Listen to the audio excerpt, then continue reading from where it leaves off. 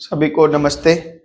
हम लोगों का फिनेंशियल स्टेटमेंट चल रहा था और फिनेंशियल स्टेटमेंट में 3 दिन में हम लोगों ने बैलेंस शीट का एक्सप्लेनेशन पढ़ा था कि बैलेंस शीट में इक्विटी साइड और लाइबिलिटी साइड में क्या होता है और एसेट साइड में क्या होता है, और एक एक चीज को हमने बताया था। उसमें कुछ चीजें ऐसी थी जो डबल स्टार थी, यानी उसका केवल हमें मीनिंग समझना है, उसका अकाउंटिंग ट्रीटमेंट कभी भी नहीं आएगा, मतलब तुम्हारे लेवल में नहीं आएगा। आज हम लोग सीखेंगे कि पार्ट 1 और पार्ट 2 होता है फिनेंशियल स्टेटमेंट में। पार्ट 1 और पार्ट 2 होता है। पार्ट 1 मतलब बैलेंस शीट हो गया, और पार्ट 2 में प्रिपरेशन ऑफ पार्ट 2 यानी शेड्यूल 3 में, पार्ट 2 में हम लोगों का पीएल स्टेटमेंट बनाने को देगा। आपको पता है कंपनी वो नहीं ट्रेडिंग और जैसे हम लोग पार्टनरशिप में पढ़ के आए थे या सोल प्रोपराइटर में पढ़ के आए थे, ट्रेडिंग अकाउंट बनता है, पीएल अकाउंट बनता है, फिर बैलेंस शीट बनता है। ये लोग ट्रेडिंग पीएल नहीं बनाते, कंपनियां कभी भी ट्रेडिंग पीएल नहीं बनाती। आज एक काम कर लीजिएगा, एक कंपनी का आप लोग निकालना एनुअल रिपोर्ट लिख करके, किसी भी कंपनी का, चाहे रिलायंस का निकाल लेना, चाहे अडानी का निकाल लेना, कोई भी, उसको देखना कि कैसे प्रेजेंटेशन होता है, कैसे वो सारा लिखते हैं, कैसे वो रहता है उनका, कैसे एनेक्स्चर वगैरह सब रहता है, तो दिखेगा। और नहीं निकाल पाए तो मेरे को मैसेज किया करो कि आप ये बोले थे, करवा दे, क्योंकि मेरे दिमाग में रहता नहीं है, डाल देंगे निकाल के। तो यहाँ पीएल स्टेटमेंट में ये कहना चाहते हैं कि कैसे कैसे हमारा निकलेगा, और हमारा उद्देश्य है पीएल स्टेटमेंट बनाने का कि हमारा प्रॉफिट निकल जाए। तो प्रॉफिट निकलने में ये क्या कह रहे हैं, ध्यान से सुनते हैं। और ये आपको पता है, क्यों पता है? क्योंकि आपने बहुत बार इस पे चर्चा की है, और यहाँ पे हम लोगों को थोड़ा थोड़ा आज बात खत्म करेंगे, और उसके बाद से हम लोगों का प्रैक्टिकल सवाल शुरू हो जाएगा। शायद आज ही थोड़ा बहुत थ्योरी में हम लोग बातचीत कर लेंगे।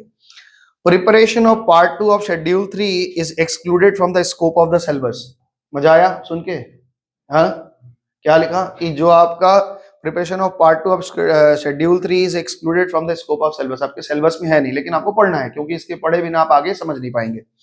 However, the preparation of the comparative and common size income statement section B unit 4 is the scope of syllabus। लेकिन इनका सिलेबस सेट करने का तरीका देखो। फाइनल अकाउंट में कह रहे हैं पीएल स्टेटमेंट आपको बनाने को कभी नहीं देंगे, लेकिन पीएल स्टेटमेंट का यूज कॉमन और कॉम्परेटिव, जो हमारा एक चैप्टर है, पढ़ाए थे ना, तो ऐसे ही रफली बता दिए थे, खाली कंपेयर करना। तो कॉम्परेटिव और कॉमन साइज में हमारा पीएल स्टेटमेंट का कंपैरिजन आता है, इसलिए आपको ये आना चाहिए। The extent the format to the statement of profit and loss has been modified। अब ये बना है।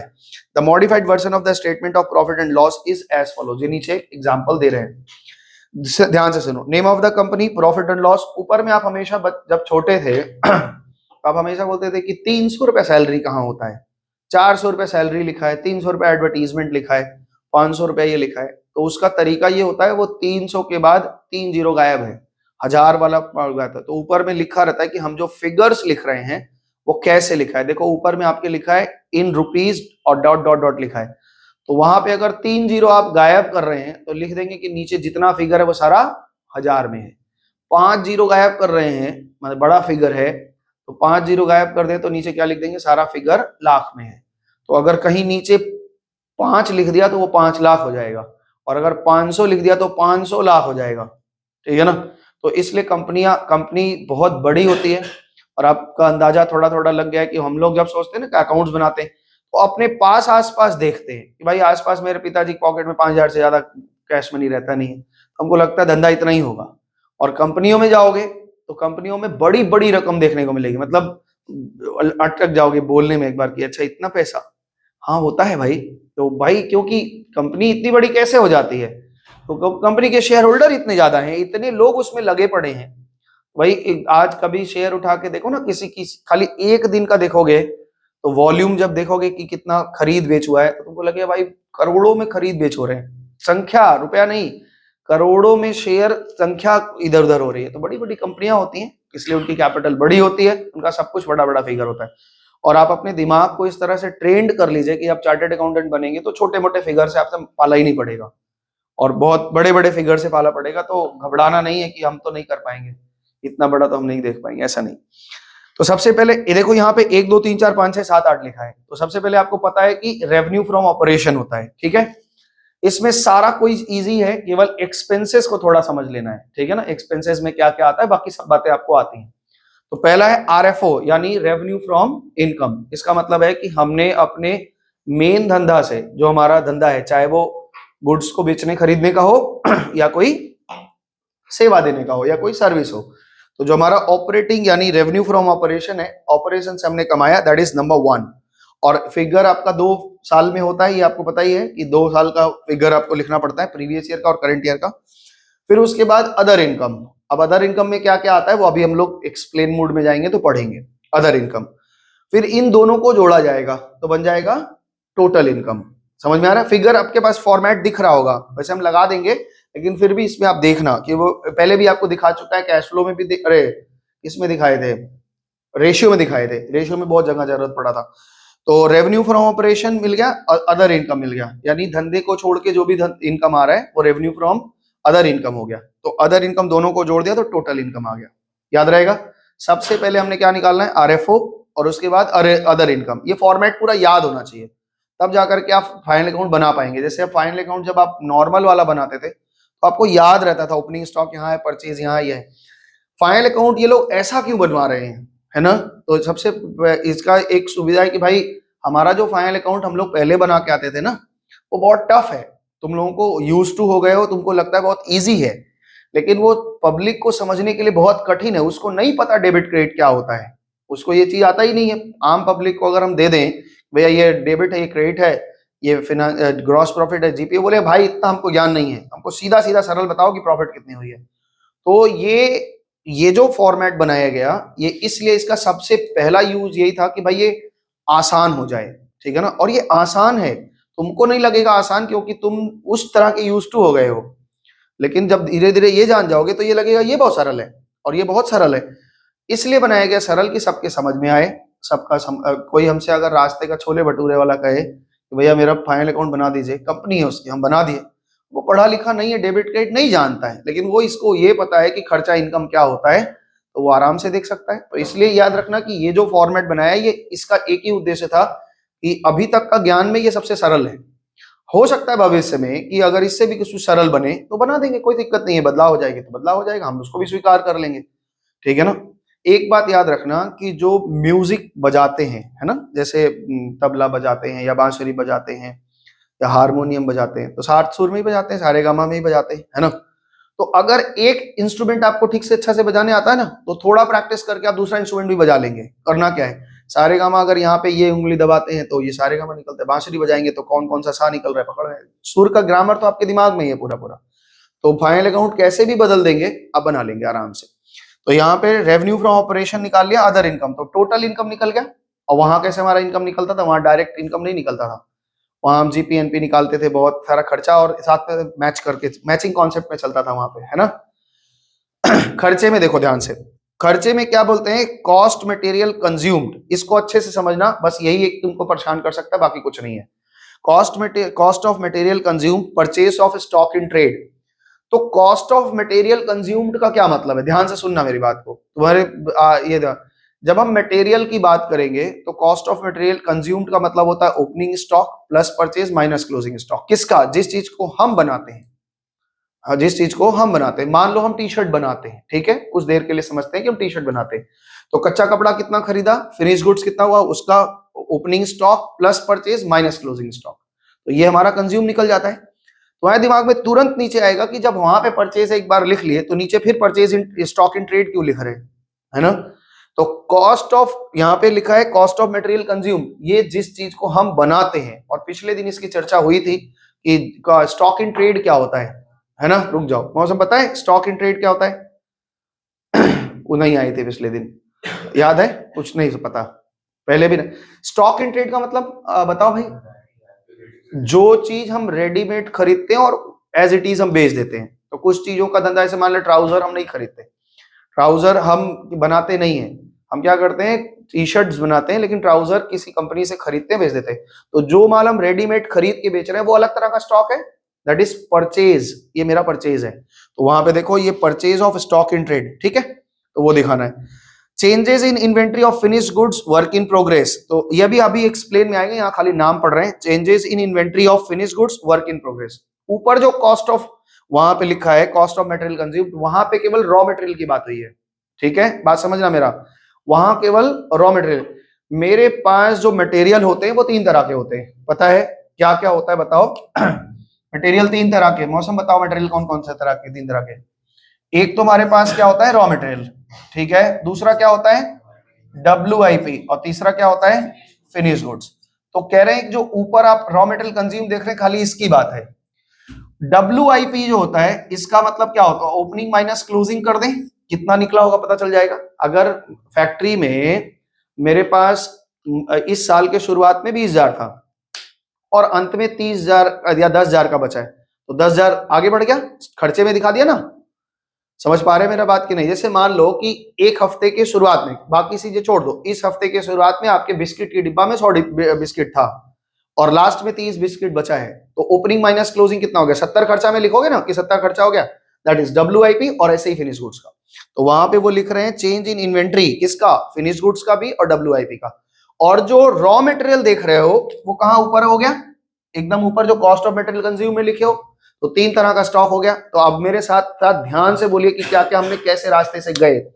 सबसे पहले हम रॉ मटेरियल देखते हैं, वो कैसे निकलेगा, मटेरियल कंज्यूम्ड है, वहां पर ओपनिंग माइनस क्लोजिंग उसी में हो गया है, ठीक है ना, उसके लिए हम खरीदते नहीं है। तो वहां पे कॉस्ट ऑफ मटेरियल कंज्यूम में क्या लिखेंगे, opening plus purchase minus closing, जो फिगर आया वो खर्चा लिखे। उसके बाद स्टॉक इन ट्रेड लिखे, but purchase of stock in trade, stock in trade का मतलब जो रेडीमेड आइटम हम खरीद रहे हैं और उसको एज इट इज बेचते हैं, पैकिंग वैकिंग थोड़ा बदलते होंगे, नहीं तो ऐसे ही बेच देते हैं। पिछले दिन पतंजलि का एग्जांपल भी दिया था कि पतंजलि पापड़ नहीं बनाती, पापड़ नहीं बनाती, वो किसी कंपनी से खरीदती है, पैकेट अपना करती है और बेच देती है, आप देख भी सकते हैं। तीसरी बात आया कि मेरे पास फिनिश गुड्स हमने कितना खर्चा किया, फिनिश गुड्स पे कितने खर्चे हुए, that is opening minus closing, और WIP का भी ओपनिंग माइनस क्लोजिंग। तो ये पूरे खर्चे निकले किसका, माल बनने का। फिर से बता दें क्या क्या हुआ, बताओ रितेश। सबसे पहले क्या करेंगे, रॉ मटेरियल कैसे निकलेगा, ठीक है, opening plus purchase minus closing, या यूं कह लो purchase plus change in inventory. तो चेंज इन इन्वेंट्री ऊपर ही रॉ मटेरियल का हो गया, इसलिए नीचे में उसको कुछ नहीं दिखते। और जब उसके बाद स्टॉक इन ट्रेड जोड़ लिया, कितने का हमने कच्चा माल मतलब बना बनाया माल खरीदा, और उसके नीचे WIP है, उसका ओपनिंग माइनस क्लोजिंग। हो सकता है WIP में ओपनिंग माइनस क्लोजिंग में नेगेटिव आ जाए तो माइनस लिख देना, कोई दिक्कत नहीं है। फिनिश में ओपनिंग में कम था, क्लोजिंग में ज्यादा बच गया, मतलब माइनस हो गया, वो उतना बच गया, खर्चा नहीं हुआ है, बचा हुआ माल है, ठीक है, नेगेटिव स्टॉक आ गया। उसके बाद में अच्छा इतना दूर हो गया, ठीक है ना। अब progress, work in progress and stock in trade, इन तीनों का हम लोग वहां पे लिखेंगे। ध्यान से सुनना मेरी बात को। अब पूरा का पूरा चीज हम तीनों बात समझ में आ गया, तो अब ध्यान से समझो।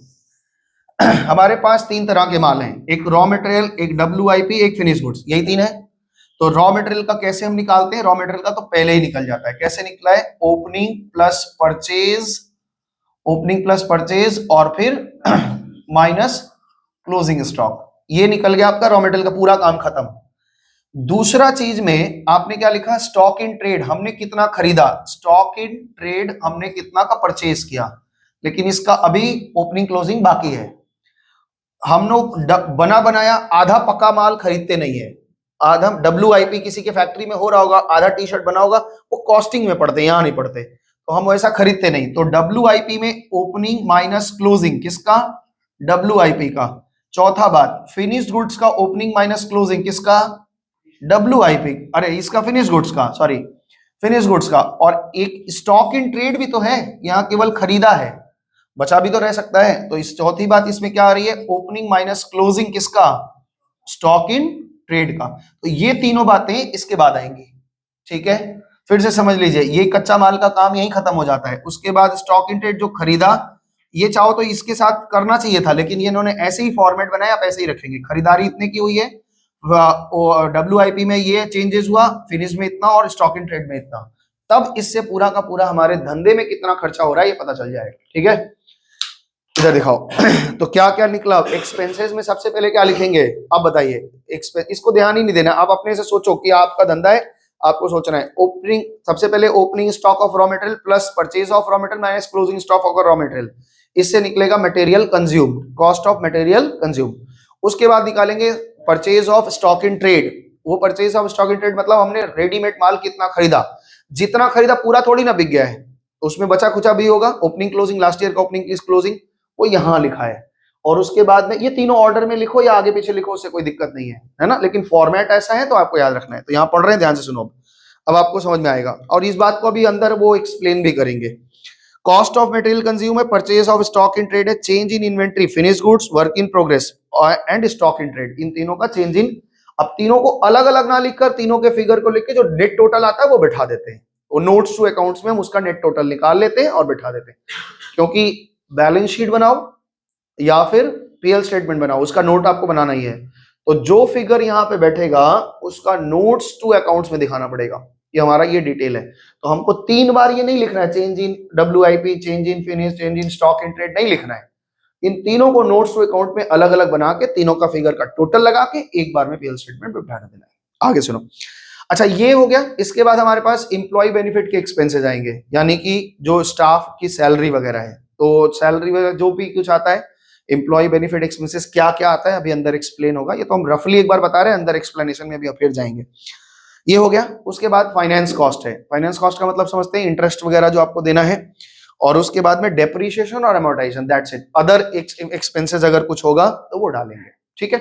इस तरह से अब क्या क्या होता है वो अभी हम एक्सप्लेन में जाएंगे, तो खाली पढ़ रहे हैं, अभी एक्सप्लेनेशन इसका बाकी है।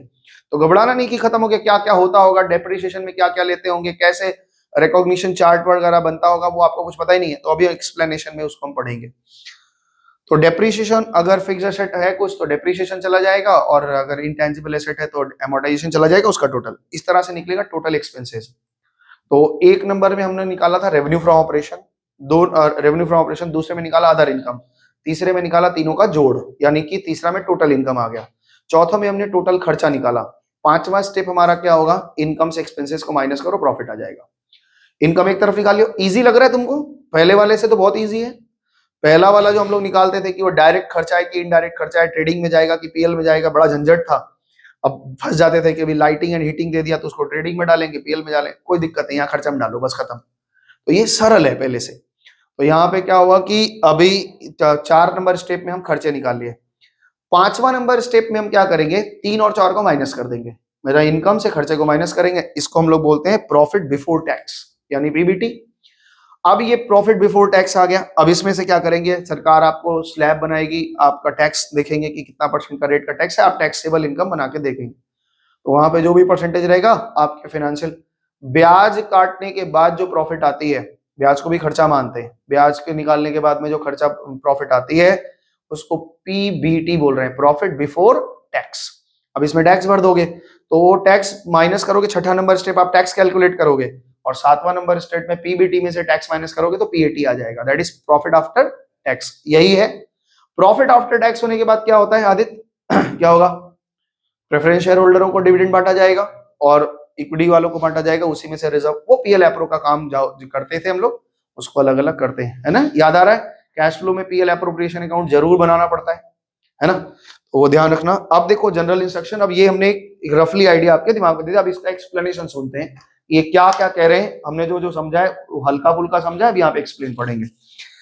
General instruction for preparation of profit and loss, profit revenue from operation, it is the revenue earn from the business operation. For example, आपका जिस चीज का धंधा है उससे जो इनकम होती है उसको हम आरएफओ बोलते हैं।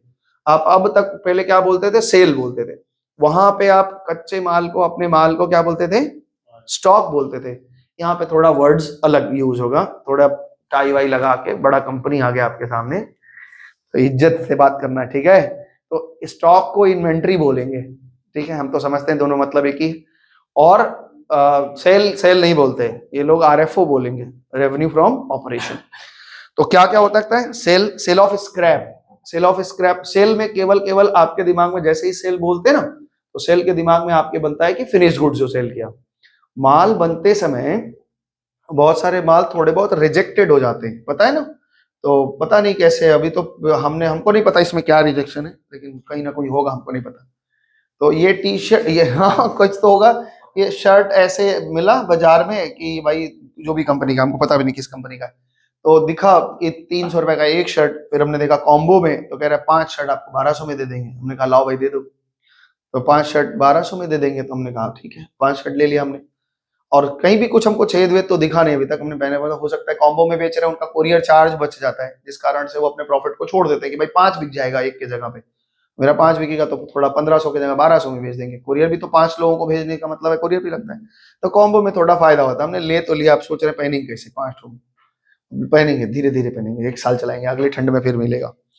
तो स्क्रैप का मतलब होता है कि जैसे हम माल, एक चीज बताएं समझो कि हम जब माल बना रहे हैं फैक्ट्री में, अपने थोड़ा अपने कल्पना शक्ति को थोड़ा बड़ा करो, पहुंचो कि आप माल बना रहे हैं और माल बनाते समय कोई टी शर्ट पे कुछ चाय का दाग लग गया, कुछ ये ऐसा हो गया, वो तो बिकेगा नहीं, तो उसको हम लोग क्या करते हैं, स्क्रैप कर देते हैं। उसको कौन खरीदता है? उसको बहुत लोग खरीदने वाले होते हैं, ऐसा नहीं होता है। जैसे अब बहुत लोग होते हैं, जैसे हम ही को पकड़ लो, तो जॉकी का टी शर्ट पहनने का बहुत शौक है, लेकिन एक टी शर्ट मिलती है 700-800 रुपए की, मेरी औकात नहीं है कि 700-800 का हम टी शर्ट पहन पाएंगे। तो हमने क्या किया कि देखते हैं कि इसका रिजेक्शन वाला सेल कहाँ से लगता है। तो अभी टर्टल का सेल लगा था, टर्टल के सेल में गए तो वहां देखा कि टर्टल का टी शर्ट सारे, जो हमको बहुत शौक है कि हाफ टी शर्ट और गला वाला, जैसे एकदम बस सिंपल टी शर्ट, तो देखा कि वो 800-800 रुपए का टी शर्ट है, लेकिन वो 200-200 में मिल रहा है। तो हमने देखा क्या है, किसी के ऊपर कुछ मैला दाग लग गया, ये हो गया, कहीं से, तो हमने कहा ले लो, 3-4 ले लिया 200-200 रुपए करके। अब उसको आराम से वॉशिंग मशीन में धो दिया, रिन डाल के, बस बढ़िया एकदम चकाचक हो गया। तो बहुत लोग ऐसा करते हैं। तो जो कंपनी बनाई है, कंपनी का तो धागा है, कंपनी चाहती भाई स्क्रैप हो गया तो हम इसको बेच ही नहीं पाएंगे। अब जो 700 रुपया देगा वो दाग लगा टी शर्ट थोड़े ना लेगा, तो वो क्या करते हैं, स्क्रैप में बेचते हैं। ये भी उनका प्रोडक्ट ही सेल है, तो ये भी इनका ऑपरेशनल माना जाता है, ये भी निकल जाएगा, ठीक है ना। तो sale of scrap, revenue from services, कोई सेवा देते हैं। एएमसी जानते हैं आप लोग? एएमसी जानते हो? हाँ, एनुअल मेंटेनेंस का बहुत लोग काम करते हैं। अभी तो कंप्यूटर इतना सरल हो गया कि सब लोग अपना अपना कंप्यूटर खुद मेंटेन कर लेते हैं, लेकिन बड़ी बड़ी कंपनियां जो होती हैं, जैसे 40-40, 50-50 कंपनियों की, 40-40, 50-50 कंप्यूटर लगे हैं, तो वो किसी एएमसी कंपनी को सर्विस दे देते हैं कि भैया मेरा ये सर्विस कर दो, आप महीने में आओ, हफ्ते में आओ, आप हमको सर्विस देंगे, कोई दिक्कत होगा हम आपको कॉल पे करेंगे। तो वो सेवा लेते हैं, पैसा, वो सेवा भी बेचते हैं। तो बहुत लोग हैं जो माल बेचते हैं, बहुत लोग ऐसे हैं जो सेवा बेचते हैं। तो ये सारा चीज अगर हमारी कंपनी माल और सेवा दोनों बेचती है, तो दोनों का जोड़ करके टोटल आरएफओ निकलेगा, ठीक है। आगे देखते हैं अदर इनकम। अदर इनकम आप अच्छे से समझते हैं, ध्यान से सुनो फिर भी। Other income is the revenue that is not earn from the normal course of business. आप ऐसे इनकम करते हैं जो नॉर्मल कोर्स ऑफ बिजनेस का नहीं है। जैसे क्या एक एग्जांपल दे सकते हैं? मेरे फ्लैट पे ही नजर है तुम्हारा, कह रहा है कि जो बाबू हाट में आपका फ्लैट है, कहाँ? राजर हाट में। तो उस फ्लैट से जो रेंटल इनकम आ रहा है, मेरा धंधा रेंटल इनकम का नहीं है। हम तो अपना व्यवसाय करते हैं, मतलब मैन्युफैक्चरिंग है, टी शर्ट वगैरह का बनाते, कपड़े का व्यापारी है। लेकिन हमने, आदमी जो है वो इतना ज्यादा लालची है कि वो कभी भी अब संतुष्ट होता ही नहीं है। बचपन में आप लोगों को माता पिता बहुत सारी कहानियां सुनाते हैं, और इसलिए सुनाते हैं कि उसमें बहुत ही स्पिरिचुअल मीनिंग होती है, बहुत लाइफ के लेसन होते हैं। उस समय आप सही उत्तर भी देते हैं, लेकिन जीवन में जब अपने पास आता है तो वो उत्तर को नहीं समझ पाते। बचपन में एक कहानी आपके माता पिता ने सुनाया होगा या आपके टीचर्स ने सुनाया होगा कि एक आदमी था, बड़ा गरीब था, राजा से रिक्वेस्ट किया कि भाई हम बहुत गरीब हैं, तो हमको कुछ धन अधिक। तो राजा बोला ठीक है, तुम बहुत दिन गरीबी में जी लिए हो, कल सुबह आओ, तुम्हारे कुछ व्यवस्था करते हैं। तो राजा के पास वो सुबह पहुंचता है, तो राजा बोलता है देखो सूर्य निकल रहा है, और सूर्य निकलते ही तुम दौड़ लगाना शुरू करो, जहां तक दौड़ लोगे वो सब पूरी जमीन तुम्हारी हो जाएगी, जितना, लेकिन शर्त यह है कि सूरज ढलने के पहले शाम को यहाँ पे आकर के मेरे पास आ जाना होगा। तो जितनी बड़ी जमीन तुम माप लोगे उतना बड़ा जमीन तुमको मिल जाएगा। बहुत खुश हुआ कि अरे भाई इतनी जमीन मिल जाएगी तो मजा ही आ जाएगा। दौड़ना शुरू किया, 1 बजे तक दौड़ा, 2 बजे तक दौड़ा, थक गया, सोचा अभी तो पूरा दिन बाकी है, लौटेंगे, और लौटते समय हम, अभी तो लौट सकते हैं, अभी लौट सकते हैं 5-6 बजे तक सूरज ढलने को, अब ये लौटना शुरू करता है। जब पूरे दिन दौड़ लिया है तो लौटने की ताकत तो बची नहीं है। अब दौड़ता है, दौड़ते भागते भागते आया तो राजा के पास पहुंच नहीं पाया, और रास्ते में ही मर गया, गिर गया, मर गया। तो राजा ने कहा कि दौड़ लगाओ जीवन में, ठीक है, लेकिन लौटना कब है ये पता होना चाहिए। अगर लौटना आपको पता नहीं है तो फिर बहुत मुश्किल हो जाएगी। कहानी सुनी है बचपन में, ये सभी ने सुना होगा। तो उसमें क्या होता है कि वहां पे सिखाना ये है कि आप एक चीज रखिएगा हमेशा से जीवन में, लालच नहीं करना, और ना ही किसी से शेयर करना है। जिंदगी में अगर दो तरफ, दो चीजों में मिले, आपको 2 चीजें मिले, उसमें से चुनाव किसका करना है, ये बहुत बुद्धिमानी से करना। एक तरफ तुमको कहा जाए कि हम 10 घंटे की नौकरी करेंगे, 1 लाख रुपया महीना देंगे, और एक तरफ कहा जाए कि भाई हम आपको 10 घंटे की नौकरी नहीं करनी है, 6 घंटे की नौकरी करनी है, आपको 50,000 देंगे, तो आप कौन सा चुनाव करेंगे? आप कहेंगे नहीं, हम तो 10 घंटा खट के 1 लाख रुपया कमाएंगे। लेकिन उस 1 लाख रुपए को कमा के आप करेंगे क्या? थक जाएंगे, राम को आके सो जाएंगे, फिर कुछ दिन बाद में उस खाली पैसे का अंबार लगता जाएगा, उसका यूज कहाँ करोगे? तो भैया जो कमा रहे हो 50,000, उसको खर्च करने के लिए समय निकालो, और खर्च करके ही जीवन का सुख मिलेगा, इकट्ठा करके सुख नहीं मिलेगा। लोग यहाँ कमाना शुरू करते हैं, खूब कमाते हैं। अगर कस्टमर कॉल कर दे ना कि सुबह में आना है, तो सुबह 6 बजे पहुंच जाएंगे। ऑर्डर है बड़ा तो 6 बजे आकर के गोडाउन में माल लदवाना शुरू कर देंगे। उनको ये पता नहीं, उनको पैसा कमाना है, खूब पैसे कमाने हैं। उनको लगता है पैसा खूब कमा लेंगे तो हम खूब ज्यादा सुखी हो जाएंगे। कभी नहीं। सुख धन में नहीं है, सारा सुख धन, धन से थोड़ा बहुत सुख मिल जाता है, लेकिन कब मिलता है? जब खर्च करते हैं। खर्च करोगे तब मिलेगा। इसलिए ज्यादा कमाना नहीं है, थोड़ा कमाना है, थोड़ा एंजॉय भी करना है। लाइफ में अपने साथ 1 घंटा देना सीखो। रोजाना 1 घंटा निश्चित अकेले बैठो, कोई फोन नहीं, कुछ नहीं, एकदम अकेले शांति से बैठो। बहुत सारे तुम्हारे मन में क्वेश्चन उठेंगे और वो क्वेश्चन तुमको लाइफ का रास्ता दिखाएंगे। जब आप अपने साथ होंगे, कोई मतलब कोई भी नहीं, एकदम अकेले छत पे चले जाओ, गंगा किनारे बैठ जाओ, आराम से सोचो। 1 घंटा हम अपने साथ रहते हैं पूरे दिन। जो लोग पैसा कमाते हैं ना कि भाई हम इतना रुपया कमा रहे हैं, उतना रुपया कमा रहे हैं, वो अपने लिए कभी कोई पैसा कमाता ही नहीं है। ये कोई अगर कह दे कि हम अपने लिए कमाए, तो नहीं। आप 5,000 रुपया कमाते हैं किसके लिए? दूध वाले के लिए, ठीक है ना। वो कमाएंगे तो दूध देगा, तब इसलिए उसके लिए कमा रहे हैं, अपने लिए नहीं कमा रहे हैं। कपड़ा खरीदने के लिए कपड़े के लिए दे रहे हैं 2,000 रुपया का जो भी ले रहे हैं, तो अपने लिए कितना कमा रहे हैं? वो जो अपने साथ अकेले बैठते हैं, वो आपकी कमाई होगी। हम कौन है, पहले ये सोचना शुरू करो कि हम कौन हैं। क्या किस झमेला में फंस गए हैं कि खाली पैसा कमाना, खर्चा करना, इससे क्या होगा? फिर ऐसे ही शरीर बूढ़ा हो जाएगा, मर जाएंगे। तो जो लोग पैसा कमाते हैं उन लोगों को ये बात पकड़ में नहीं आती, क्योंकि वो अभ्यस्त हो जाते हैं कि भाई पैसा कमाना है और कमाना है और कमाना है, उसी अभ्यास में लगे रहते हैं। तो एक कमाया तो उससे एक फ्लैट खरीद लिया, उससे अर्निंग लगे, ज्यादा अर्निंग आ गया, एक और फ्लैट खरीद लिया, उससे भी अर्निंग आ रहेगी। तो अर्निंग के बहुत सारे सोर्सेस क्रिएट करते हैं। तो मटेरियल वर्ल्ड आपको सुख देगा, लेकिन एक लिमिटेड सुख देगा। अपने साथ बैठना शुरू करिए। जीवन में जितनी जल्दी अकेले होंगे, उतना ज्यादा जीवन का रहस्य समझ पाएंगे। और अभी बकवास लगेगा क्योंकि उम्र आपकी 18 साल की है और मेरा 40 का है, तो हम 40 के अनुभव से बता रहे हैं। आप 18 के उम्र, तो क्या ही बकवास है, दुनिया है, पैसा है, डिस्को खोल दे मार सुबह से हम धूम धाम बजा दें, और क्या। अभी 18 की उम्र से सोचते हैं, लेकिन जब उम्र बड़ी होगी तो सोच भी बड़ा होगा, तब समझ में आएगा। वीडियो देखना तब समझ में आएगा, हाँ सर बोलते थे। तो यहाँ पे रेंट रिसीव्ड हो गया। तो बहुत सारे हमारे पास सोर्सेस हैं। पैसा हम कहाँ से, अलग अलग सोर्स क्रिएट कर दिए हमने। रेट भाड़े पे क्या कर लिया, एक फ्लैट खरीद लिया, उसको भाड़े पे लगा दिया। हमारे पास कुछ पैसा इन्वेस्टमेंट आया, हमने क्या कर दिया, क्या नाम है, शेयर खरीद लिए। हमारे पास पैसा है, हमने गोल्ड खरीद लिया, इन्वेस्टमेंट बॉन्ड पेपर खरीद लिया। तो इन सब से जो इनकम आती है उनको हम लोग क्या बोलते हैं?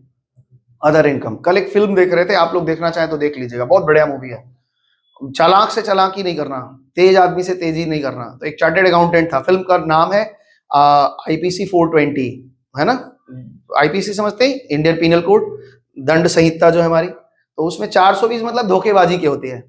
तो एक आदमी चार्टेड अकाउंटेंट है, कहानी सुन लो, थोड़ा मजा आएगा, और देखना पिक्चर को और मजा आएगा। तो 420 ये यूट्यूब पे है, G5 पे आया था, तो यूट्यूब पे पड़ा हुआ था, कल ऐसे ही सर्च कर रहे थे, मिला तो हम देख लिया। और मेरा फेवरेट एक्टर था तो हम देख लिए थे, है ना।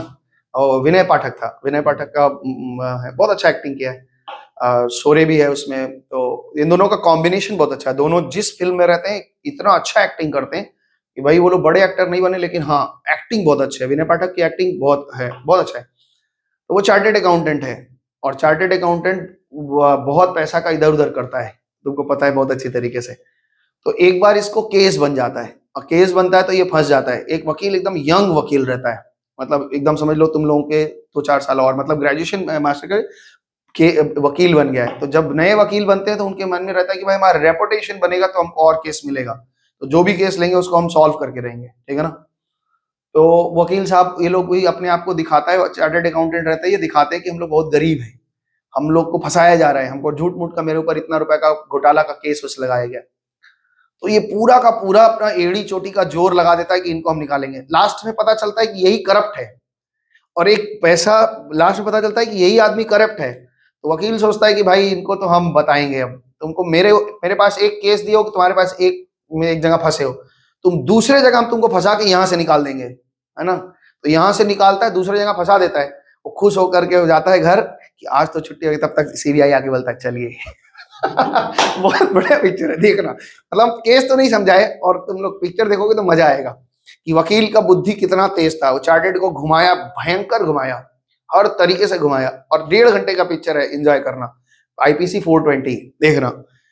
तो प्रॉफिट ऑन सेल ऑन, अच्छा अदर इनकम में और भी होता है, हाँ यूट्यूब में अगर बोलोगे तो हम शेयर कर देंगे, मिल भी जाएगा, तुम लोग खोज लेना। Profit from sale of fixed asset and investment. अब जैसे मान लो अभी आप जानते हैं ना, निर्मला सीतारमण ताई जी बहुत टैक्स लगा रही है ना टैक्स लगा रही है। आप लॉन्ग टर्म शॉर्ट टर्म जो भी है पहले का सिस्टम थोड़ा अलग था, अभी का सिस्टम थोड़ा अलग हुआ है। जीएसटी वगैरह का टैक्स वगैरह जब पढ़ोगे तो वहां पे भी समझोगे बहुत सारा इफेक्ट खत्म हो गया है और बहुत सारा इफेक्ट आ भी रहा है, तो बहुत दिक्कत हो जाएगी। तो अगर हम कोई फिक्स्ड एसेट बेचते हैं, जैसे हमने एक जमीन खरीद रखी थी या घर खरीद रखा था, 10 लाख का खरीद रखा था और उसको हमने बेच दिया कितने पे 15 लाख पे, तो जो एक्स्ट्रा इनकम आ रही है 15 लाख का, तो 5 लाख रुपए के ऊपर टैक्स लगना चाहिए। पहले सिस्टम ये था कि आप 10 लाख का खरीद रहे थे तो उसकी प्रेजेंट वैल्यू निकाली जाती थी कि मैंने मनी जो हमारा जो वैल्यूएशन होगा वो आज के डेट में कितना है। हमने भले 10 लाख का खरीदा था, ठीक है ना, तो 10 लाख का खरीदा था और आज हम 15 लाख में बेच दिए, लेकिन आज की कीमत उसकी 13 लाख है, तो हमारी कमाई कितनी मानी जाएगी? 2 लाख। हम टैक्स 2 लाख पे देते थे, लेकिन जो निर्मला ताई है बोले ना, आपका हम टैक्स कम कर दे रहे हैं, आप जितने में खरीदे थे हम उतना ही मानेंगे 10 लाख, और यहाँ पे बेचे कितना में 15 लाख, हम इनकम 5 लाख मानेंगे, और जो टैक्स आपको 20% लगता था वो घटा के हम 16% कर दे रहे हैं। सबको लगा टैक्स कम कर दे रहे हैं, लेकिन इफेक्ट खत्म कर दिया ना, तो ज्यादा टैक्स बनने लगा, तो लोग इसलिए परेशान है। ये औरत जो है ना, ये अभी ये बीजेपी का सरकार यही गिराएगी पूरा। मतलब जो भाई आदमी को कुछ एक हद है, भुट्टा के दाना में नमक मिलाए हो तो 5%, और अगर चीनी का कैरामलाइज मिला दिया तो 15%, और अगर उसमें थोड़ा सा और कुछ डाल दिया तो 28% टैक्स। जीएसटी आप पढ़ेंगे, जीएसटी का हम सिलेबस शुरू कर रहे हैं, पिछले दिन बता दे रहे हैं कि जीएसटी हम पूरा एक्ट पढ़ाने वाले हैं एग्जाम के बाद 2 महीने में, और उसका फीस अगर आप एडवांस जमा करेंगे तो हम पढ़ाएंगे पूरा एक्ट। तो जीएसटी एक्ट में आप लोगों को लगता है मैक्सिमम 28% जा सकता है, 40% तक का प्रोविजन है। 36% को टैक्स जड़ देगी अब, मतलब पब्लिक को दिखाया गया कि 28% मैक्सिमम रेट है, 6 साल 7 साल चला, अब वो बदल के उसको 36% 40% तक ले जाएंगे। जहां से ज्यादा इनकम है उस पर टैक्स ही नहीं लगा रहे, उसको शराब में ला ही नहीं रहे, शराब को ला ही नहीं रहे। पेट्रोल का इनका मन है कि पेट्रोल को हम जीएसटी में लेके आएंगे, लेकिन कितना परसेंट लगाएंगे पता नहीं अभी तक। तो अगला अगर जो बनाने का इनका है प्रोग्राम, या ऐसा ही है। जीएसटी का जो एक्ट बनता है, जब मीटिंग बैठती है जीएसटी की, तो सारे स्टेट के फाइनेंस मिनिस्टर लोग एक जाते हैं, है ना, और वो वहां से ताई जी बैठती हैं, तब जाकर के बातचीत होती है। ये ऐसा बहका लेती है सबको, सबको भाई सब नेता को क्या करना है, अर्निंग करनी है, पब्लिक के ऊपर को भी मार पड़े। तो लगता क्या है कि जो नियम बनती है जीएसटी में, वो तो 29 राज्य हैं जो केंद्र शासित हैं, वो सबको मिला करके बन रहा है, लेकिन दुनिया के नजर में क्या आ रहा है कि बीजेपी लगा रही है, लगा रही ना बात। बीजेपी थोड़ी अकेले लगा लेगा कोई भी चीज, या कोई भी नरेंद्र मोदी नहीं लगा लेंगे, या निर्मला अकेले नहीं लगा लेंगे, सारे मिनिस्टर बैठ करके बात करते हैं तब जाकर के बात बनती है। ऐसे नहीं बन जाता कि अपने मन का हम कुछ भी लगा ले।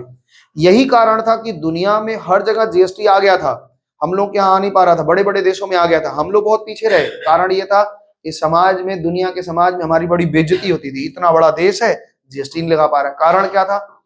जीएसटी का सिस्टम ये था पहले कि अगर सरकार जीएसटी वसूल करती है, या तो वो केंद्र सरकार रखेगी या राज्य सरकार रखेगी, ऐसा कोई नियम ही नहीं था कि आधा ये रखे आधा वो रखे। इन लोगों ने डुअल जीएसटी ले आने का प्रोग्राम बनाया, और इस पे सारे राज्य राजी हुए, क्योंकि राज्यों के पास 2 ही चीज होती है, एक तो पुलिस और एक तो टैक्स वसूलने की ताकत। बोल रहे हैं आप टैक्स वसूलने की ताकत भी जीएसटी बना के केंद्र शासित ले लेगा, तो क्या हम खाली पुलिस को लेकर रखेंगे? नहीं। तो कोई राज्य मान ही नहीं रहे थे। पी चिदम्बरम ने 2010 में कहा था कि हम ला देंगे, वेरी सून बजट में कहा था कि हम जीएसटी ला देंगे, कोई मान ही नहीं रहा था। बाद में जब इनकी मोदी की सरकार आई, तब इन्होंने सबको मनाया कि अच्छा ठीक है, क्या वादा क्या मालूम है, 5 साल तक अगर आपका नॉर्मल जो टैक्स आता है उससे कम आएगा तो हम भरपाई करेंगे। तब सब लोग माने, लेकिन मजे की बात है कि अभी तक वो हिसाब हुआ ही नहीं। जो वादा कर दिया था कि 5 साल में जो डिफरेंस होगा वो हम देखा जाएगा। जहां जहां उनके राज्य है उनका तो कोई दिक्कत ही नहीं भाई, जहां पे केंद्र में बीजेपी है और जिस जिस राज्य में बीजेपी है उनका तो कोई दिक्कत ही नहीं है, पैसा मांगते मिल जाता है। और जो दूसरे राज्य है उनसे हिसाब हो ही नहीं रहा, वो पड़ा हुआ ऐसे ही। तो जब एक्ट पढ़ोगे तो ये सब बातें बहुत डिटेल में पढ़ोगे, और पूरा एक्ट पढ़ने में 2 महीना लगेगा। 2 महीना में एक्ट पढ़ेंगे और रेगुलर क्लास होगा, 2 महीना में एक्ट पढ़ करके फिर 2 जीएसटी का रिटर्न लगाना सीख लेंगे आराम से। जो सीए फाइनल में लोग पढ़ते हैं वो आप 12 के बाद पढ़ लेंगे। तो ये मत देखा करो कि हम कहाँ खड़े हैं, हमको कितना सीखना है, और बुद्धि ठीक है तो हम सीख सकते हैं, बात अगर समझ में आ रही है तो हम सीख सकते हैं। तो खैर प्रॉफिट एंड लॉस यहाँ पे टैक्स जो आप ये कैपिटल इनकम मानी जाती है, मालूम है ना। कोई अगर फिक्स एसेट बेच दिया, कोई इन्वेस्टमेंट बेच दिया, लॉन्ग टर्म इन्वेस्टमेंट अगर कुछ बेचा या शॉर्ट टर्म इन्वेस्टमेंट जो भी बेचा, ये गेन कैसा माना जाएगा? आपको इनकम माना जाएगा, ये अदर इनकम है, तो इसमें अदर इनकम में जोड़ देंगे। तो यहाँ 3 एग्जांपल दिए, यहाँ हजारों एग्जांपल हो सकते हैं, है ना, कि हमारा अदर इनकम धंधा छोड़ के तो बहुत लोगों से काम हो सकता है, कुछ भी कर दें। आगे चलते हैं। अब आ रहे हैं कॉस्ट ऑफ मटेरियल कंज्यूम, खर्चे में। तो कॉस्ट ऑफ मटेरियल कंज्यूम का मतलब है opening stock of raw material, net purchase minus closing stock of material. इससे क्या पता चल गया कि इस साल हमने मटेरियल पे कितने कितने खर्चा किए। इसको हम लोग कॉस्ट की भाषा में क्या बोलते हैं? मटेरियल कंज्यूम बोलते हैं। और इसी में अगर डायरेक्ट खर्चा भी जोड़ दें तो प्राइम कॉस्ट हो जाता है। कॉस्ट शीट पढ़े हैं आप लोग? जिन्होंने कॉस्ट पढ़ा होगा, कॉस्ट शीट में जब हम, कॉस्ट शीट क्या होती है पता है ना? जानता है, नाम सुना है? नहीं सुने हो? सुनिए, नहीं। अकाउंट्स में एक सेक्शन हम लोगों का कॉस्ट अकाउंटिंग भी है। बहुत लोग सीएमए करते हैं, कॉस्ट एंड मैनेजमेंट अकाउंटिंग। तो कॉस्ट अकाउंटिंग में हम लोग क्या करते हैं कि एक प्रोडक्ट जो बन के आया है पर यूनिट क्या कॉस्ट लगा, इसको निकालते हैं। तो इसमें जब मटेरियल निकालते हैं तो मटेरियल कंज्यूम निकालते हैं, वहां भी यही फॉर्मूला लगाते हैं। Opening stock raw material consume, पहला स्टेप यही निकलता है। रॉ मटेरियल कंज्यूम कैसे निकलता है? Opening stock of raw material, purchase of raw material minus closing stock of raw material, ये हो गया रॉ मटेरियल कंज्यूम। इसके बाद डायरेक्ट लेबर और डायरेक्ट चार्जेस जो लगते हैं, ठीक है ना, इसको जोड़ने के बनता है प्राइम कॉस्ट, यानी आपका प्राइम कॉस्ट बन गया। फिर इसमें अलग अलग खर्चे लिखेंगे भाई, फैक्ट्री का खर्चा, ऑफिस का खर्चा, ये जोड़ते चले जाते हैं। तो ऐसे cost of production, factory overhead, सब जोड़ते चले जाते हैं। तो वहां भी प्राइम कॉस्ट निकालने में क्या निकलता है? कॉस्ट ऑफ रॉ मटेरियल और प्लस डायरेक्ट एक्सपेंसेस, इन दोनों को जोड़ करके हमारा बन जाता है प्राइम कॉस्ट। तो कॉस्ट ऑफ मटेरियल कंज्यूम्ड जब भी बोला जाए तो आपको ध्यान में रखना है कि रॉ मटेरियल की बात हो रही है, ठीक है। तो रॉ मटेरियल में हो गया। स्टॉक इन ट्रेड मतलब नेट परचेजेस, आपने कितने का माल खरीदा है रिटर्न घटाने के बाद, नेट परचेजेस कितने का खरीदा है। स्टॉक इन ट्रेड का मतलब समझ गए क्या होता है? स्टॉक इन ट्रेड बार बार बता चुके हैं, बताओ। स्टॉक इन ट्रेड, हाँ, रीसेल वाले गुड्स करते हैं, हम खरीद के बेच रहे हैं, रेडीमेड जो खरीद रहे हैं रीसेल बेच रहे हैं। Change in inventory of finished goods, work in progress and stock in trade कैसे निकालेंगे? 3 बार नहीं निकालेंगे हम। Opening stock of WIP finished goods और स्टॉक इन ट्रेड का निकालेंगे। Closing stock of WIP finished goods और स्टॉक इन ट्रेड का निकालेंगे। दोनों का डिफरेंस एक बार में लिखेंगे, और ये डिफरेंसेस हम कहां दिखाएंगे? नोट्स अकाउंट्स में, ठीक है। हाँ जी, employee benefit expenses. Employee benefit मतलब हमारे स्टाफ, क्या क्या है स्टाफ में, देखो ध्यान से।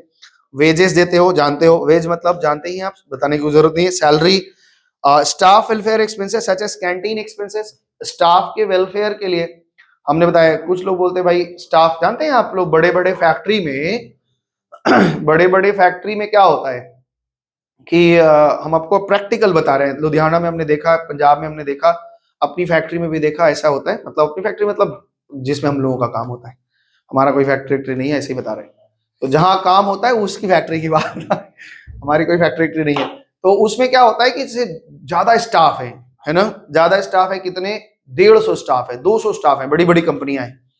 तो वो लोग क्या करते हैं, सुबह में आ जाते हैं, अपना राशन पानी लेकर के आ जाते हैं भाई। सुबह नाश्ता किया और आ गए, काम पे लग गए। दोपहर में काम किया तो कुछ लोग खाना लेके आते हैं, कुछ लोगों का खाने का अलाउंस भी मिलता है, और कुछ लोग अपना खाना ले लेते हैं। अगर जो लोग खाना लेके आते हैं घर से, उनको अलायंस का जब पैसा मिलता है वो रखे रहते हैं, आपने उसको सैलरी में जोड़ के ले लेते हैं। और कुछ लोग बोलते हैं कि भाई हमारा दूर से आते हैं, खाना उतना सुबह नहीं बन पाता है, हम यहीं कैंटीन में भी खाएंगे। तो उसकी फैक्ट्री की अपनी कैंटीन है। ध्यान से समझना इस बात को, स्टाफ के वेलफेयर के लिए, कल्याण के लिए किया गया है। तो होता क्या है कि वहां पे काउंटर होता है, तो जब आप एंट्री करते हैं या फिर जो भी उनका सिस्टम होगा, वो अपना नाम साइन करते हैं, तो एक भोजन का और एक शाम के नाश्ता का जो भी उनको देना होगा उसका एक कूपन दे देते हैं कि भाई ये कूपन ले लो, ठीक है ना। 20 रुपए या 50 रुपए 100 रुपए जो भी उनका बंधा हुआ है कि भाई ये नाश्ता 50 रुपए का आप कर लेंगे मैक्सिमम, और 150 रुपए या 100 रुपए का भोजन कर लेंगे। तो 100 रुपए का भोजन और 50 रुपए का कूपन उनको मिल गया। अब दोपहर की जब ब्रेक हुई तो जिसको भोजन करना है वो जाके क्या करेगा, अपना कूपन जमा करके खा लेगा, है ना। और कुछ लोग क्या करते हैं कि उस कूपन को रखे रहते हैं, जब सैलरी मिलनी होती है तो उस कूपन को बैक करते हैं, तो पैसा पा जाते हैं कि भाई हमने अपने नहीं खाया है, आप मेरा हिस्से का चीज है, हमको मिलना चाहिए था लेकिन हमने खाया नहीं है। तो हम क्या करते हैं, उस चीज को वापस करके अपना पैसा ले लेते हैं। 100 रुपया रोजाना बचा, 25 दिन गए तो 250 रुपया बचा, 2,500 रुपया बचा लिए ना, तो 2,500 रुपया ले लेते हैं। शाम का नाश्ता है, शाम को चाय वाय मिलता है सबको, तो 25 रुपया 50 रुपया जो भी बांधा हुआ है, तो वो कूपन रहती है, सब कैंटीन में जाके खा लो या फिर अपना रख लो। अब आप अपना पेट काट लें या पॉकेट जमा कर लें, वो आपकी मर्जी है, वहां पे कर लेते हैं। ऐसा नहीं पूछा जाता है कि कैंटीन से लेकर चाय चाय चाय किसको चाहिए, ऐसा नहीं होता है। दे दिया कूपन, जिसको खाना है खा लो, जिसको नहीं खाना है वो रखो। तो यहाँ कह रहे हैं कि इसमें जो खर्चे किए हमने, कूपन वगैरह, कैंटीन वगैरह कूपन वाटा, वो भी तो खर्चा मानते हैं इम्प्लॉय के लिए। समझ पा रही बात को? तो ऐसे ही है। आगे देखो, contribution of provident fund and staff welfare fund, ये आप समझते हैं। कंट्रीब्यूशन ऑफ वेलफेयर, आप ये पता है ना कि जैसे मान लो ईएसआई होती है, पता है आपको क्या होता है ईएसआई में?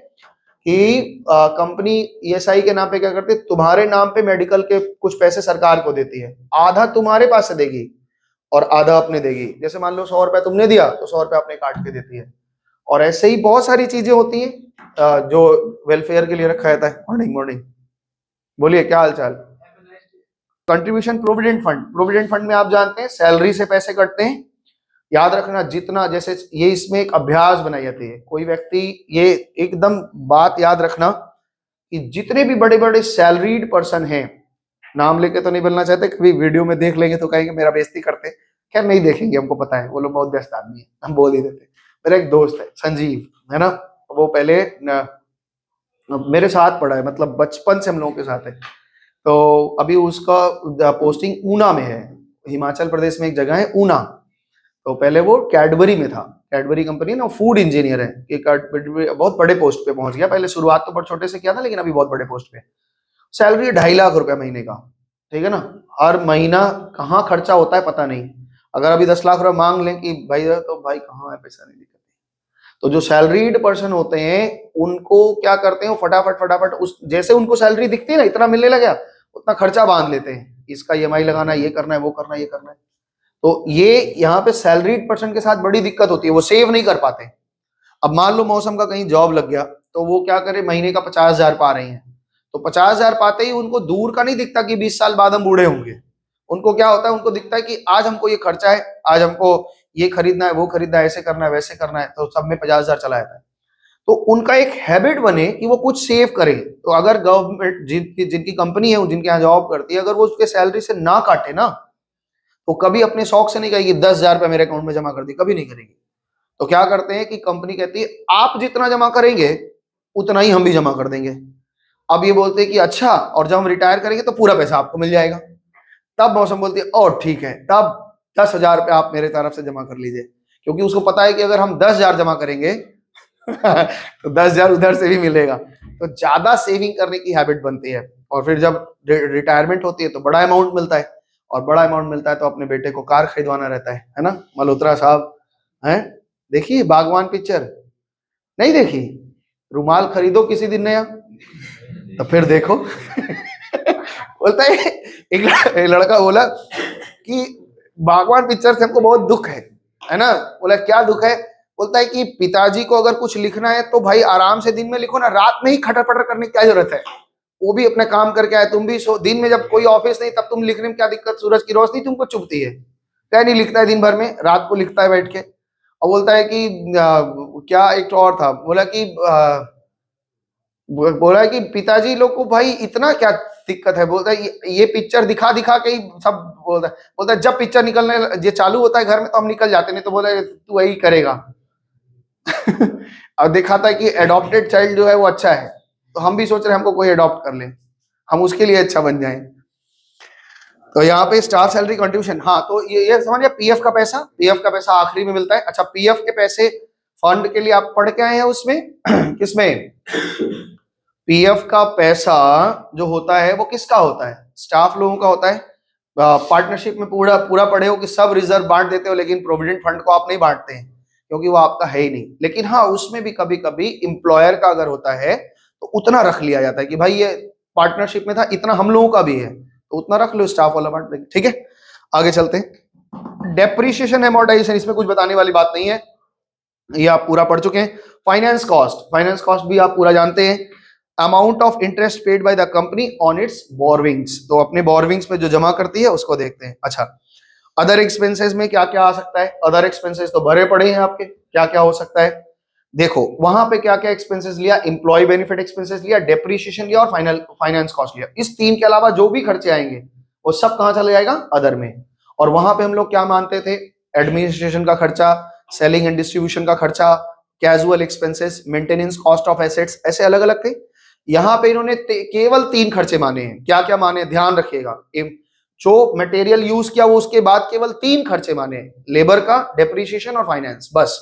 उसके अलावा जो भी खर्चे वो लिखते हैं वो सारा का सारा कहां चला जाएगा, अदर एक्सपेंसेस में। अब देखो अदर एक्सपेंसेस का ये खोल रहे हैं, telephone expenses, 6 heads of expenses include expenses other than above 6 heads of expenses. ऊपर जो 6 हेड बताए हैं उन 6 हेड के अलावा एक है, दिस कुड बी, ये क्या, दिस कुड बी क्या क्या हो सकता है, telephone expenses, rent and taxes, selling and distribution expenses, advertisement expenses, आपने जो माल वाल बेचा उसमें अगर कोई एसेट वगैरह बेचा, लॉस हुआ, cash discount allowed, bad debt, provision for bad debt, ये सब आपको काम लेंगे अदर एक्सपेंसेस। ठीक है, तो पीएल जैसा ही है, पीएल जैसे हम लोग बनाते थे, बस लिखने का स्टाइल थोड़ा अलग हो गया। ठीक है, अब एक बार मेरे को यहाँ पे हमने खत्म किया है। अभी आप ये बताइए, सबसे पहले कॉपी किताब बंद करिए, विदा किताब बंद करिए, बंद करो। हाँ, अब मेरे से बात करो। सबसे पहले क्या होगा, सबसे पहले पीएल स्टेटमेंट में क्या होता है, एकदम ऐसे ही दिमाग में रखना, क्योंकि हम बार बार इसको इसने इतना डिटेल में पढ़ा रहे हैं, क्योंकि इंटर में ये सब्जेक्ट, ये चैप्टर पूरा आपका बड़ा आ जाएगा और इसमें बहुत समय लेता है। जो इंटर में पढ़ाएगा ना टीचर, वो इतना ही समय फिर लेगा, यही सब बकवास फिर करेगा, लेकिन और डिटेल में जाएगा। बोलो, सबसे पहले आरएफओ, आरएफओ में क्या क्या आ जाएगा, नेट सेल्स, नेट सेल में क्या क्या, हमारा जो फिनिश गुड का सेल है, जो स्क्रैप सेल है वो भी, ठीक है ना। उसके बाद और क्या आता है, सर्विसेज का जो चार्जेस होते हैं अगर हम कोई सर्विस करते हैं। उसके बाद दूसरा आइटम अदर इनकम में ऑपरेशन को छोड़ के जितने इनकम होते हैं सब आ जाएंगे। एग्जांपल में क्या क्या था हमारा, रेंटल इनकम, कोई भी इंटरेस्ट आ जाता है, कोई भी डिविडेंड आ जाता है, और अगर कोई एसेट्स वगैरह हमने बेचा है तो उस पे प्रॉफिट जो होता है, ये हमारा अदर इनकम हो गया। टोटल इनकम निकल गया। एक्सपेंसेस में सबसे पहले रॉ मटेरियल कंज्यूम, उसमें कैसे निकलता है, opening plus purchase minus closing. उसके बाद परचेज और नेट परचेज, हमने जितना खरीदा, नेट परचेज मतलब रिटर्न घटा के, ठीक है ना, नेट परचेजेज हो गया। उसके बाद change in inventory, change in inventory में 3 तरह की इन्वेंट्री, कौन कौन सा, डब्ल्यूआईपी, फिनिश्ड गुड्स और स्टॉक इन ट्रेड। उसके बाद अब ये काम बन गया, अब सोचो स्टाफ को, सोचो एम्प्लॉय बेनिफिट एक्सपेंसेस लिखो। उसके बाद डेप्रिसिएशन या अमोर्टाइजेशन, या तुम ऊपर नीचे कर लियो, फाइनेंस कॉस्ट, उसके बाद डेप्रिसिएशन और अमोर्टाइजेशन। क्लियर है, टोटल एक्सपेंसेस आ गया।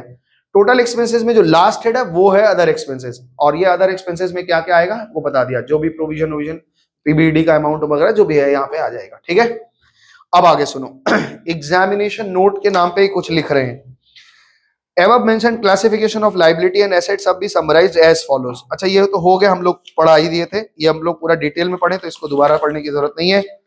अच्छा, इस some special item related to the balance sheet, कह रहे हैं कुछ बैलेंस शीट में कुछ स्पेशल आइटम आते हैं, वो क्या क्या आते हैं, कॉल्स इन अरियर, ये कहां दिखेगा, calls in arrear.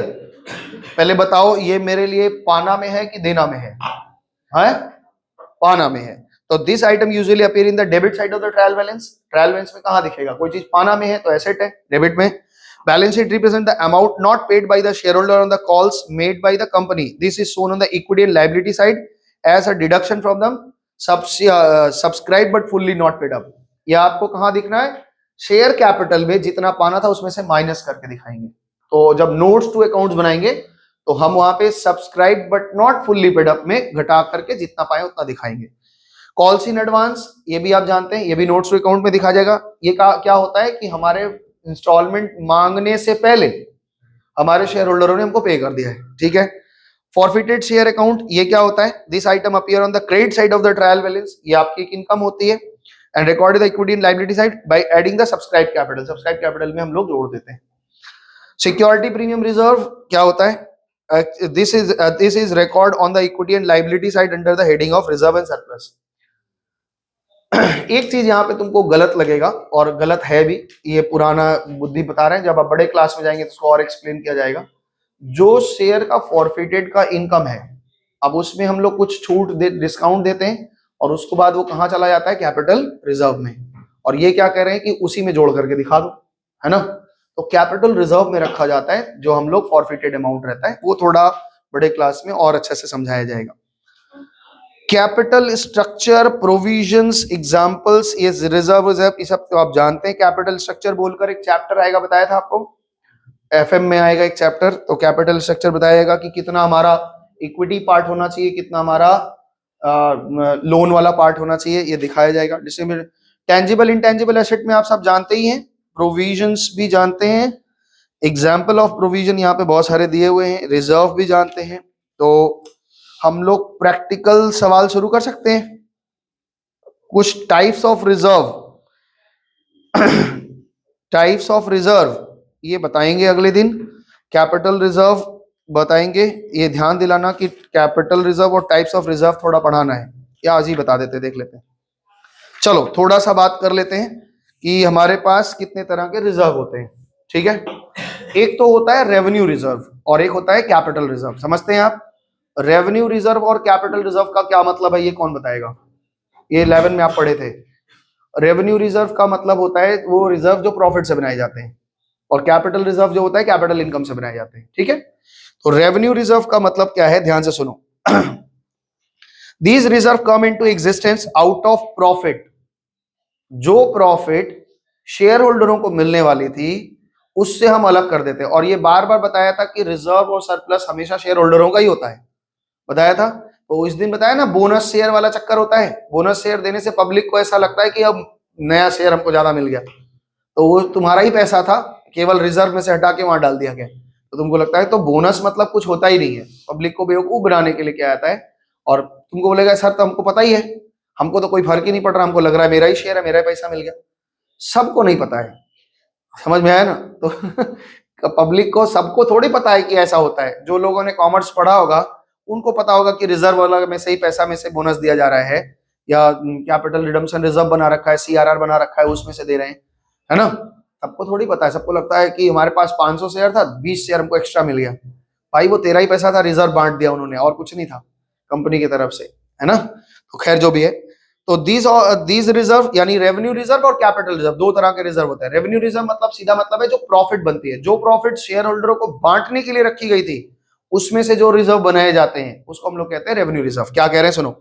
These reserves come into existence out of profit which have been earned in the course of day-to-day of business operation. Therefore, the revenue reserve represent undistributed profits.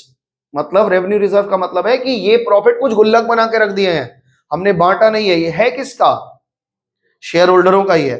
तो undistributed profit and such are available for the distribution for dividends, और ये dividend बांटने के लिए रखा गया था। आपने इसमें से रिजर्व बनाया, क्या क्या बन सकता है इसमें से? जनरल रिजर्व, बहुत अच्छे से जानते हैं जनरल रिजर्व। जनरल रिजर्व में क्या होता है कि हमने पैसे रख दिए, कोई भी दिक्कत परेशानी आएगी तो इसमें से हाथ लगाएंगे, समझ में आया? तो ये क्या करें, usually the businessman do not withdraw the entire profits from the business.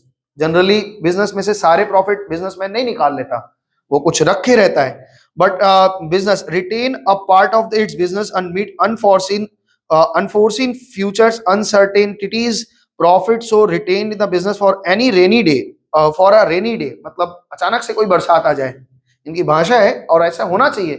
आपको भी लैंग्वेज अच्छी आनी चाहिए।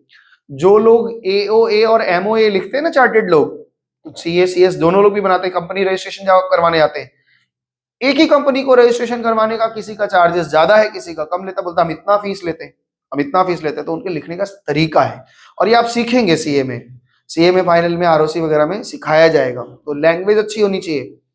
आप जब सीए बन के निकलेंगे तो हर तरह से वो माज के तैयार कर देंगे आपको।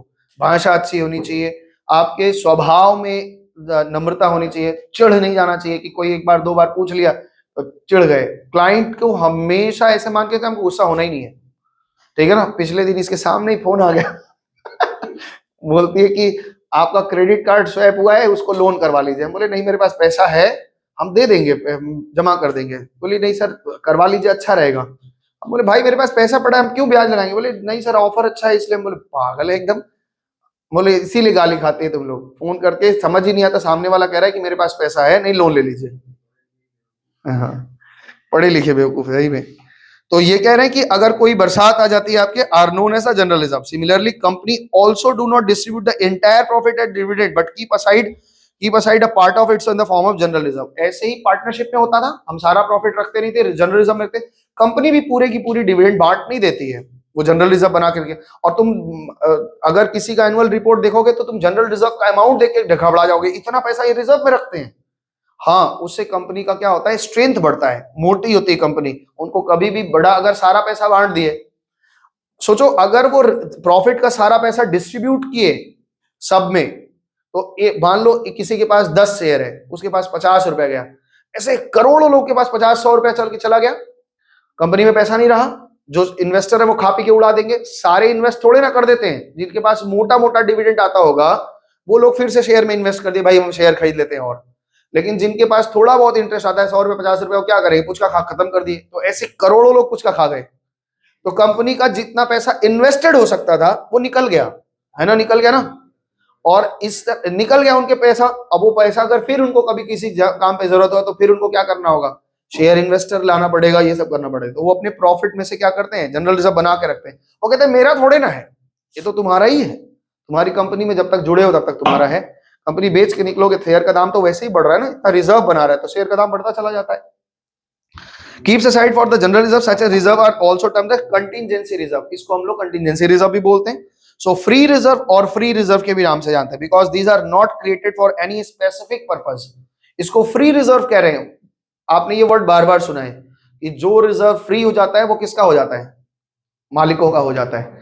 याद है वर्कमैन कॉम्पेंसेशन रिजर्व हम लोग पढ़ रहे थे, तो वर्कमैन कॉम्पेंसेशन में जितना दूर तक हमको लाइबिलिटी है उतना रखा, बाकी फ्री हो गया, तो बाकी हम बांट देते थे रिटायरमेंट और डेथ एडमिशन के टाइम में, वही बात करें।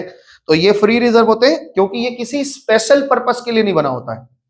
रेवेन्यू रिजर्व में कुछ स्पेसिफिक रिजर्व भी बनते हैं, नाम इनका सुन लो, डिविडेंड इक्विलाइजेशन रिजर्व। समझते हैं इसका मतलब, बताए थे कि पिछले साल नींद आ रहा है बहुत भयंकर वाला ना, कितना बोरिंग चैप्टर है ये, लेकिन जान लीजिए ये सब चीजें जाने रहेंगे तो अच्छा रहेगा, आपका मजबूती रहेगी। डिविडेंड इक्विलाइजेशन रिजर्व क्या होता है, डिविडेंड इक्विलाइजेशन रिजर्व का मतलब होता है इस साल हमने डिविडेंड बांटा 10 रुपया करके, आप सारे शेयर होल्डर हैं, 10 रुपया करके कंपनी डिविडेंड बांटती है। आपके दिमाग में है अगले साल हमको 10 रुपया तो मिला था, 10 रुपया तो और मिलना ही चाहिए, और अगले साल तो कुछ कम प्रॉफिट होगा, और 7 रुपया 8 रुपया बांट दे तो कंपनी क्या हो जाएगी, 7 रुपया 8 रुपया बांट के। इतने ईमानदार तो आप है नहीं कि रुके रहेंगे कंपनी के साथ, 10 रुपए की जगह 7 रुपया दिया इस साल, निकलो यहाँ से दूसरे कंपनी में चलो, तो दूसरे कंपनी में इन्वेस्ट कर देंगे। तो कंपनी क्या करती है, अपने प्रॉफिट में से कुछ पैसा निकाल के रखती है कि भाई अगले साल अगर कुछ कम हुआ तो इसको मिला करके हम कम से कम 10 रुपया तो बांट देंगे। समझ में आ रहा है बात, कुछ नहीं समझ में आया कुछ नहीं समझ आया क्या बोल रहे। इस साल हमने प्रॉफिट किया और प्रॉफिट करके 10-10 रुपया हमने प्रॉफिट में बांटा, एक एक शेयर होल्डरों को 10-10 रुपया दिया। आप अगर पैसा मेरे बिजनेस में लगाए हैं और एक साल हमने प्रॉफिट के नाम पे 10 रुपया दिया है, तो अगले साल तुम्हारा इच्छा क्या रहेगा, 10 ही रुपया मिले, 10 से ज्यादा मिले या 10 से कम मिले, 10 से ज्यादा मिले। ये बात आओ अब आगे समझते। अगर इस साल मेरा इनकम कम हुआ और हम 10 से कम तुमको दिए, 7 रुपए दिए, तब तुम क्या करोगे, निकल जाएंगे, हम आपके बिजनेस में रहना ही नहीं चाहते, है ना, कि भैया हम साल भर लगाए थे, पिछले साल आप 10 रुपए दिए थे, इस साल आप 7 रुपए दे रहे हैं। तो कंपनी बुद्धि लगाती है कि इस साल 10 रुपए बांट रही है तो प्रॉफिट में से कुछ पैसा एक डिविडेंड इक्विलाइजेशन रिजर्व में रखती है। अब अगले साल 7 रुपया होगा तो उस पैसे रिजर्व को इसमें मिला के फिर 10 रुपया तो बांट सकेगी ना। ये है, समझ में आ गया बात, हाँ बोला कुछ नहीं समझ आया। Reserve for replacement of assets, हमारा कोई एसेट्स है वो पुराना हो रहा है तो हम एक्यूमुलेटेड जो प्रोविजंस बनाते रहते हैं, क्योंकि हमारा एसेट्स पुराना होगा। बड़ी बड़ी मशीनें होती हैं, करोड़ों करोड़ों की मशीनें होती हैं, उनको रिप्लेस करने के लिए इतना बड़ा कैपिटल नहीं ला सकते, तो रिजर्व बना के रखते हैं, रिप्लेस कर लेते हैं। इन्वेस्टमेंट फ्लक्चुएशन फंड, ये आप पढ़ेंगे जब आप, शायद मेरे ख्याल से, मेरे को याद नहीं है, जो भी होगा याद ही नहीं, जरूरत ही नहीं पड़ता मेरे को कभी भी, तो फिर भी बता रहे। इन्वेस्टमेंट फ्लक्चुएशन फंड, जब हम इन्वेस्टमेंट करते हैं तो इन्वेस्टमेंट का प्राइस घटता बढ़ता रहता है, उससे जो नुकसान वगैरह होगा उसको लड़ने झगड़ने के लिए इन्वेस्टमेंट फ्लक्चुएशन फंड आप पढ़ चुके हैं बहुत पहले। वर्कमैन कॉम्पेंसेशन फंड जानते हैं, और डीआरआर से तो अभी आप पिछले हफ्ता मिलके आए हैं तो कोई दिक्कत नहीं है। तो डीआरआर क्या होता है, हेलमेट, है ना, जैसे ही इशू करोगे तो उनको एक सिक्योरिटी देनी पड़ती है, किनको, डिवेंचर होल्डरों को, कि आपका कोई दिक्कत नहीं होगा, आपके लिए हमने रिजर्व बना रखा है। कैपिटल रिजर्व क्या होता है, जो आउट ऑफ कैपिटल प्रॉफिट बनती है, पढ़ते हैं। In addition to the normal profit, capital profit are also earned in the business from any many sources, बहुत सारे सोर्सेज से हम कैपिटल इनकम भी कर लेते हैं। The reserve created out of such capital profit are known as the capital reserve. Capital reserve एक class भी होता है और कैपिटल रिजर्व एक आइटम भी होता है, बताए थे। कैपिटल रिजर्व जो है उसके अंदर बहुत सारे होते हैं और कैपिटल रिजर्व उसमें एक आइटम भी होता है, क्लास भी होता है, मतलब उसके अंदर क्या क्या बोल रहे हैं आगे। Such reserve generally are not available for the distribution as cash, इसको हम डिविडेंड बांटने के लिए नहीं रखते, है ना। कंपनी ने कोई जमीन खरीद रखी, उससे जो प्रॉफिट हुआ तो वो कंपनी क्या करती है, रखे रहती है भाई, कैपिटल रिजर्व रखेंगे, ये बांटेगी थोड़े ना, डिविडेंड उसका धंधा थोड़े ना। आपने जो शेयर खरीदा है वो किस लिए खरीदा है, धंधे के लिए, बस ऐसे। Company for profit receive from the following sources are termed as a capital. देखो यहाँ पे बहुत सारे इन्होंने दिया है कि आपने रिडम्पशन किया और रिडम्पशन में आपकी प्रॉफिट हो गई। रिडम्पशन करने में प्रॉफिट कैसे होगा आदित्य, अरे बताओ जरा अभिषेक। पहले लास्ट आइटम देखो, profit on redemption of debenture. Redemption of debenture में कैसे प्रॉफिट होगा, मौसम तुम बताओ, पढ़ के आए हम लोग। जब हम परचेज फ्रॉम ओपन मार्केट करते हैं तो हमारी कुछ प्रॉफिट हो जाती है, याद है, अपने ही शेयर मार्केट से खरीद लेते हैं।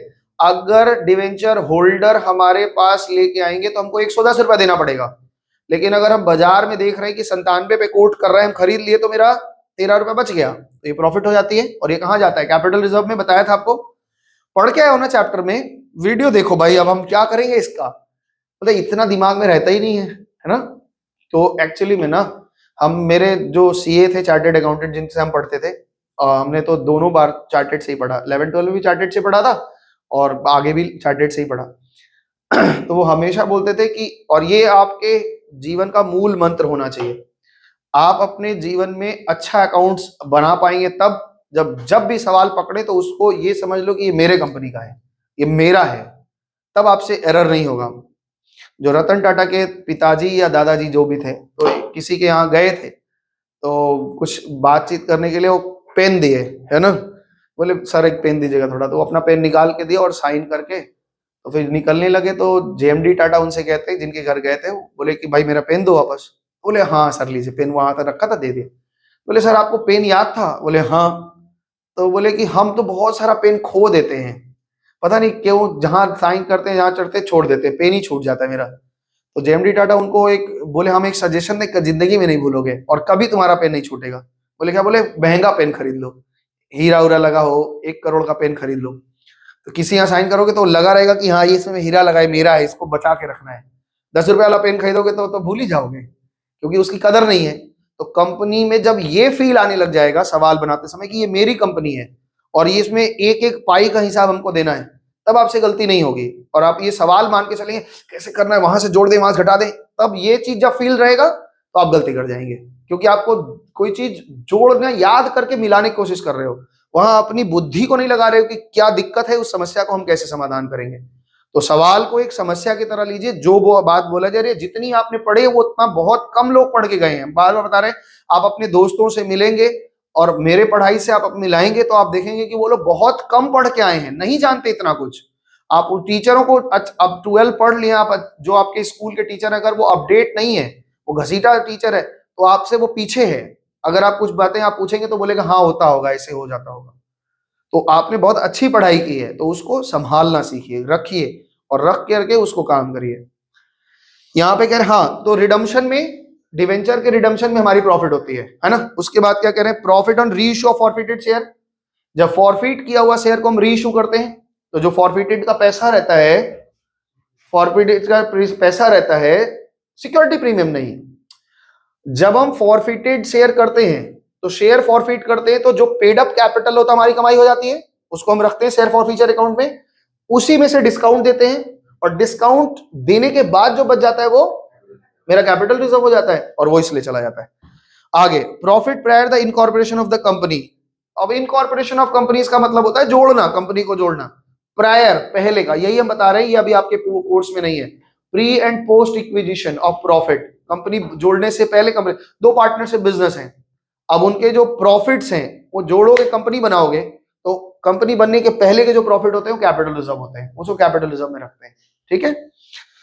Profit of purchase of running business, किसी का बिजनेस हम खरीद लेते हैं, यही है प्री पोस्ट। एक चैप्टर है, छोटा सा चैप्टर है, आप पढ़ने का मन होगा तो मेरे को बोलना, हम पढ़ा देंगे, क्योंकि फाउंडेशन में आ गया है। Pre and post acquisition of business मतलब pre profit and post profit, company बनने से पहले का प्रॉफिट और कंपनी बनने के बाद का प्रॉफिट। तो पहले वाला जो प्रॉफिट होगा वो कहां चला जाएगा, कैपिटल रिजर्व में। किसी का रनिंग बिजनेस खरीद लिया, 6 महीना बिजनेस खरीद चुके हैं, आज हम एक्वायर कर रहे हैं, तो जिस दिन एक्वायर करेंगे उसके बाद की जो प्रॉफिट होगी वो बिजनेस की प्रॉफिट होगी, लेकिन वो 6 महीना पहले धंधा चला चुका है, तो वो प्रॉफिट क्या कहलाएगा, वो तो प्री है, प्री एक्विजिशन का प्रॉफिट है ना, तो वो क्या कहलाएगा, कैपिटल रिजर्व रहेगा, ध्यान रखना। ये चैप्टर है पूरा का पूरा, है ना। और ये फाउंडेशन में 2 क्लास या 3 क्लास में खत्म हो जाता है, 2 क्लास में खत्म हो जाएगा एकदम। एक में खाली नियम बताया जाएगा और दूसरे में सवाल करा दिया जाएगा, बस खत्म। तो ये चैप्टर है आपका। Premium received on issue of share and debenture. अगर आप प्रीमियम पाते हैं, कोई शेयर है 10 रुपए का शेयर है, 12 रुपए में बेच दे, 2 रुपए आपका सिक्योरिटी प्रीमियम मिलता है, दैट इज क्या होता है, कैपिटल रिजर्व है। सिक्योरिटी प्रीमियम कैपिटल रिजर्व होता है, क्यों? क्योंकि कैपिटल प्रॉफिट है, रेगुलर इनकम नहीं है, आपके प्रॉफिट से पैसा नहीं मिला है, आपने वन टाइम पाया है। तो ऊपर जो हम लोग शेयर होल्डर फंड लिखे थे, शेयर होल्डर फंड में शेयर कैपिटल लिखे थे, उसके नीचे रिजर्व सरप्लस लिखे थे। उस रिजर्व और सरप्लस में दोनों तरह के रिजर्व सरप्लस होंगे। कौन कौन से? रेवेन्यू भी होगा और कैपिटल भी होगा। तो अलग से कहीं दिखने का जगह नहीं, एक ही जगह सारा रिजर्व दिखेगा। लेकिन उस जब रिजर्व आएगा तो तुमको एकदम पक्का ज्ञान होना चाहिए कि ये रेवेन्यू वाला है और ये कैपिटल वाला है। आगे चलते हैं। Profit on sale of fixed asset, revaluation of assets and liability. हमने कहा था कि रीवैल्यूएशन आपके पार्ट में नहीं है, याद है? जब हम लोग कैश फ्लो बना रहे थे तो एसेट की वैल्यू घट बढ़ रही थी, तो बैलेंसिंग फिगर को हम परचेज या सेल या डेप्रिसिएशन मान रहे थे। हमने कहा था ये रीवैल्यूएशन से भी हो सकता है, लेकिन आपके कोर्स में वो नहीं है। तो रीवैल्यूएशन भी एक कारण होता है मेरे एसेट का वैल्यू घटना बढ़ना, और ये जानते हैं आप। तो ये खत्म। अगले दिन इसका प्रैक्टिकल सवाल शुरू करेंगे। आपने बहुत धैर्य से मेरा बात सुना है और इसके लिए बहुत बहुत धन्यवाद। आपके अंदर बैठे ईश्वर को बहुत बहुत धन्यवाद। तब तक के लिए तन्मयता से ऐसे सुनते रहिए। धन्यवाद, टाटा, बाय बाय।